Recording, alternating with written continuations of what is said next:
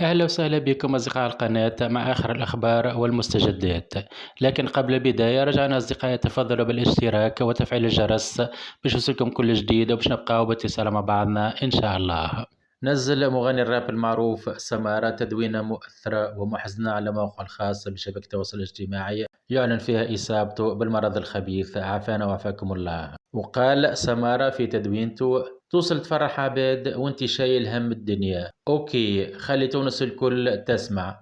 انا مرضت بالمرض الخايب، نحبكم برشا لا فامي، ان شاء الله ربي يشفيه ويرجع سالم لاحبائه ولعائلته. وللتذكير فان سمارة هو من اشهر نجوم غناء الراب الشباب في تونس، حيث يمتلك قاعدة جماهيرية واسعة في بلاده، ووصلت إلى باقي بلاد العالم والمغرب العربي.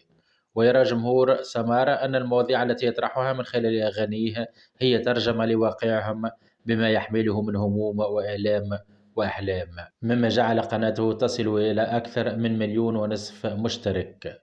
هذا وقد لاقى هذا الخبر تفاعلا كبيرا بين معجبي ومتابعي الفنان سمارة، الذين أكدوا تعاطفهم معه ووقوفهم إلى جانبه، متمنين له الشفاء العاجل.